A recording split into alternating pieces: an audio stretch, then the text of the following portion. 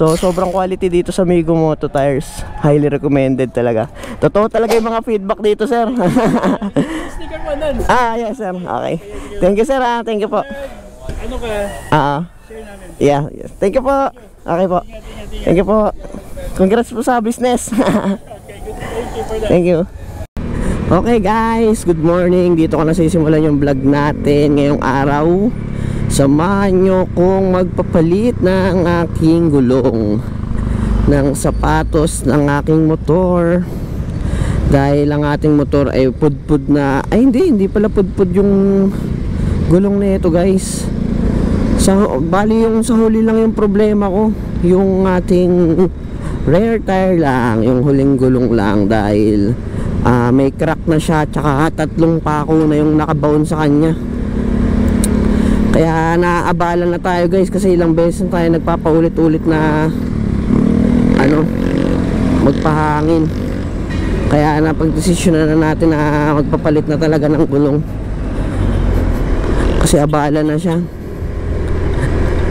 Hindi naman ako marunong kasi gumamit ng sealant, tsaka natatakot ako dun sa yung napanood ko na gumamit ng sealant, tapos parang ewan ko ba, pumutok yung gulong niya. Sabi sa mga comment section, uminit daw yung uminit daw yung sealant. Ewan ko kung totoo yun. Basta yun, ganun. Kaya ayaw gumamit ng sealant, tsaka para sure na rin. Kaya ngayon pupunta tayo sa Migo Moto Tires. Tama ba? Oo, Migo Moto Tires yata yun. Sa Dasmariñas, Cavite, sa may Salitran. Sa tabi lang sila ng Arcontica. Ngayon pa lang ako pupunta doon, kaya hindi ko sure. Mamaya na lang ipapakita ko sa inyo. So yun, sana makapunta tayo doon ng safe, makauwi tayo ng safe and ride safe. Tapos ano pa ba, dami bikers literal na bikers. Diba? Oh, ganda ng Honda Click na gray oh. Sana solid yung kulay nun Ganda. So bago nga rin pala ako umalis, nagpahangin din muna ako sa likuran para sure. Tapos nagpa-full tank na rin tayo ng gas. Tapos ano kayang maganda?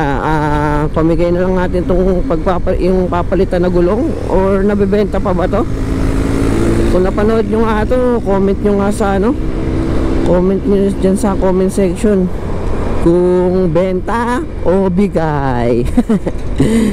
Pero yung unang gulong ko naman wala siyang problema. Tsaka guys, ito pa, hindi to pudpud. Hindi to pudpud guys, napakakapal pa nito. Kaso ito nga lang yung stock tires ng ng Honda Click. So yun. Pero hindi to pudpud, sadyang lang talaga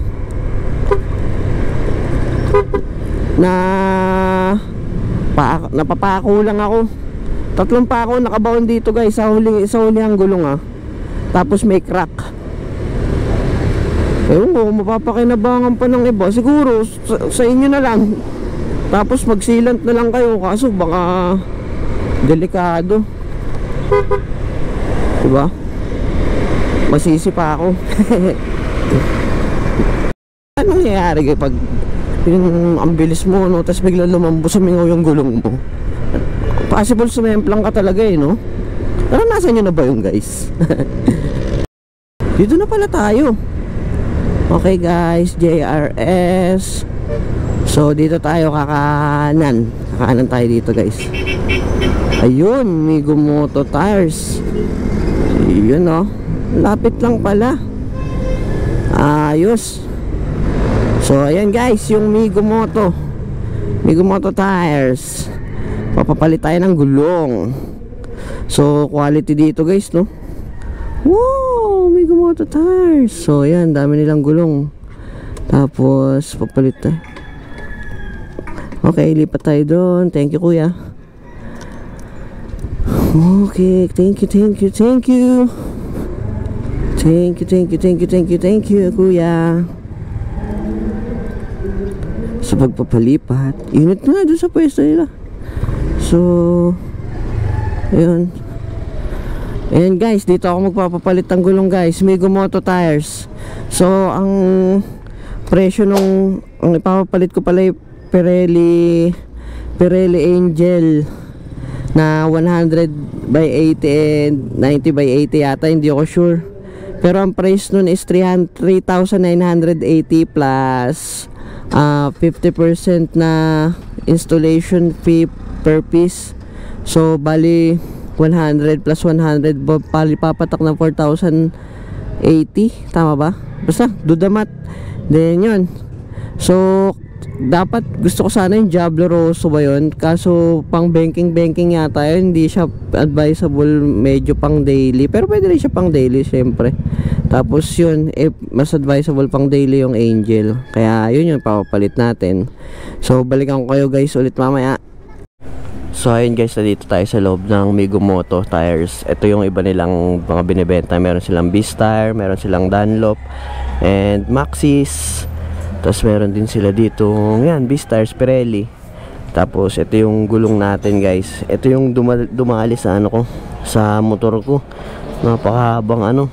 Ito, kung makikita nyo to, ayan. Kita nyo ba yung ano na yan? Pako, ayun yung dumali sa ano natin. Pero sayang to, ang kapal pa sana. Kaya yan, papalit na tayo ng ano, gulong. So ito na yung sa atin. So tapos na yung likod. Tapos na yung likod ikabit. So ang ganda. So ito yung Pirelli Angel. Yan. So balikan ko kayo pag ano na, tapos na. So napaka-accommodating ng mga staff nila dito. Tapos yung owner, no. Tapos meron din sila ditong quick. Yan, Seneos. Baga kung ano yung gusto yung gulong, meron sila dito. Check nyo na lang sa page nila, lalagay ko dyan sa video and sa description. Ipakita ko na rin sa inyo yung process ng pagpapalit ng gulong, no. Yan, ganyan. So may libreng sealant na rin pala sila dito, no.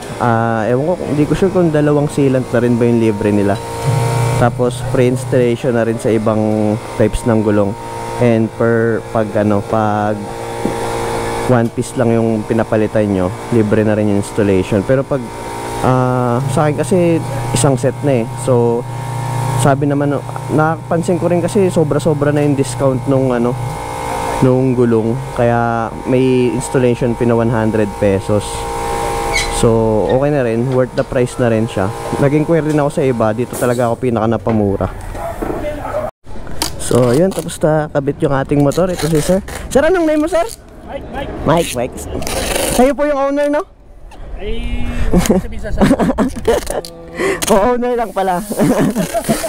So ayan na, nakabit yung ating Pirelli Angel. So sobrang quality dito sa Migomoto tires. Highly recommended talaga. Totoo talaga yung mga feedback dito sir. sticker mo nun. Yes sir, okay. Thank you sir, thank you po. Ano ka? Share namin. Yeah, yes. Thank you po. Okay po. Thank you po. Congrats po sa business. Okay, good. Thank you for that. Thank you. Woohoo! So yun guys, parang ang gaan ng motor ko.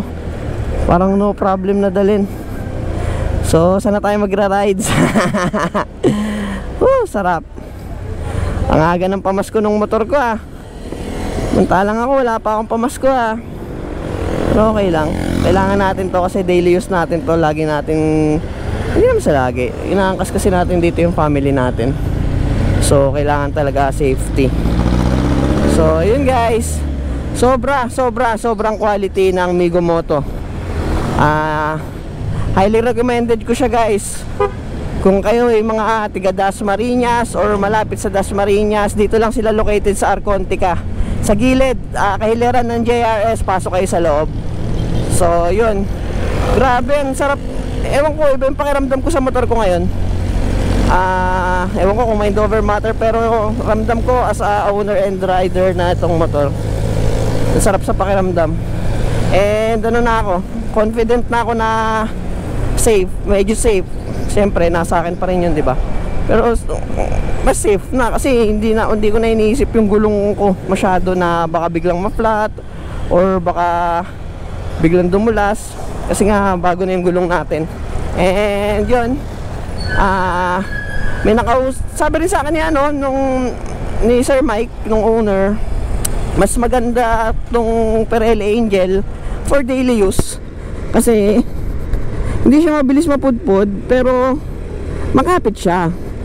Pero yung Diablo Rosso makapit siya pero mabilis siya mapudpod. So advisable din talaga siya for mga racetrack, ganon, mga ewan ko kung pang karera ba, basta ganon. So pang daily, advisable din talaga nila yung Pirelli Angel. Then nagdagdag tayo ng size. So medyo makakapag tataas yung load natin, pwede tayong mag-load na medyo madagdagan yung load natin na dinadala sa motor or sinasampa sa motor. So yun guys, highly recommended. Okay yung Mego Moto, tsaka ang ganda niya makipag-usap sa customers, talagang ine-entertain niya, nakikipagkwentuhan siya, inaasikaso niya, ayos talaga.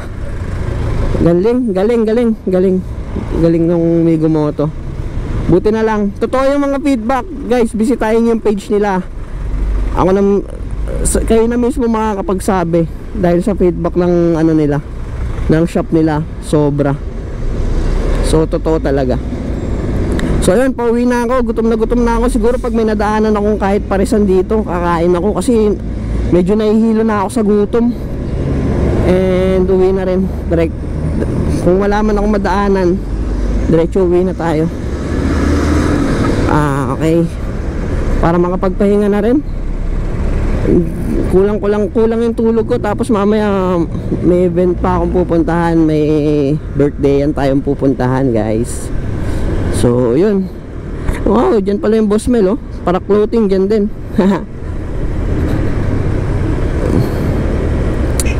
So yun, samahan nyo ako umuwi.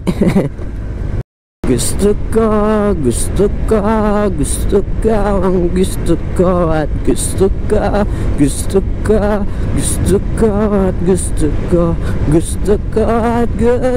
ko ha ha.